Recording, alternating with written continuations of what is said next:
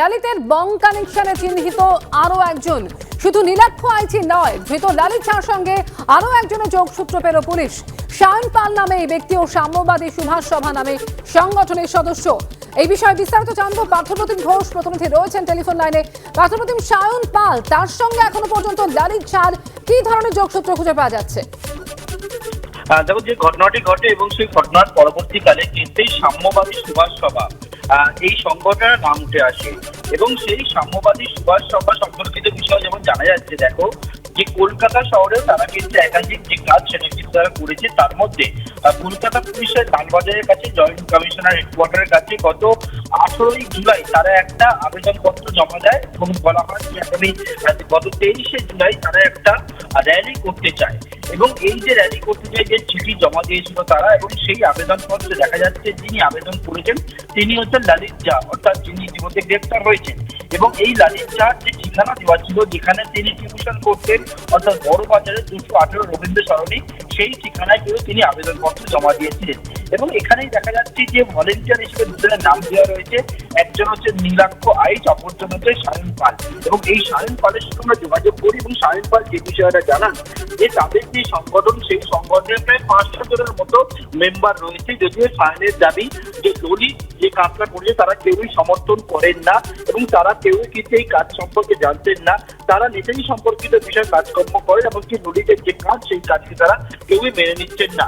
এর পাশাপাশি তার আরো দাবি ললিতের সঙ্গে তার ব্যক্তিগতভাবে তেমন কোনো পরিচয় ছিল না, যদিও তিনি জানাচ্ছেন প্রায় 500 জন সদস্য এই গ্রুপের মধ্যে রয়েছেন এবং তাকে এই সংগঠনের যে র্যালি বা তার জন্য যে অনুষ্ঠান হওয়ার কথা জুলাই মাসে সেটা তাকে নীলাক্ষ আইচ জানিয়েছিল।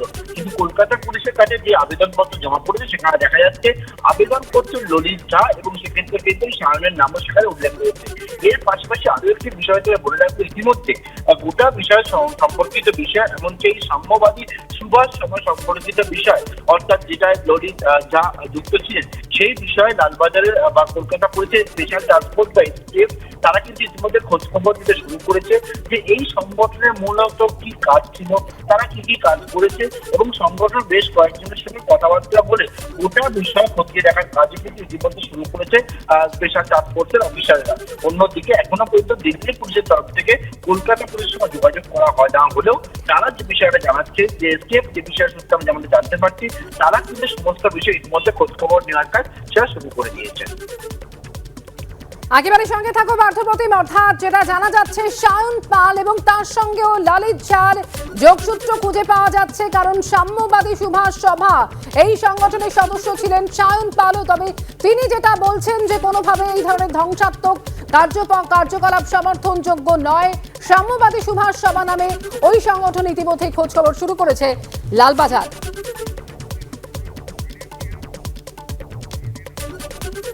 সব থেকে বড় কথা আমি প্রথমেই বললাম যে গ্রুপটা চলছে যে নেতাজির কাজকর্ম নিয়ে, নেতাজির কাজের তাৎপর্য নিয়ে মানুষকে জানানো, সেই সমস্ত কিছু, কিংবা তার আদর্শে গ্রুপটা চলছে। কিন্তু এর মধ্যে যে এইরকম একটা মানে জঘন্যতম কাজ, এটা কেউই গ্রুপে মেনে নেবে না। আর সব থেকে বড় কথা হলো ওকে ছেড়ে 500 জনের ওপর মেম্বার আছে।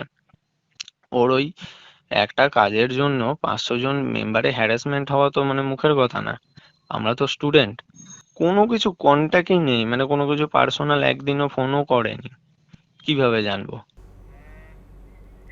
আর সংসদে এই তাণ্ডবের ঘটনায় কলকাতা কানেকশন টানিয়ে দিলীপ ঘোষের নিশানায় তৃণমূল। পশ্চিমবঙ্গে বোমা, বন্দুক, উগ্রপন্থী কার্যকলাপ সন্ত্রাসে উৎসাহ দিচ্ছে।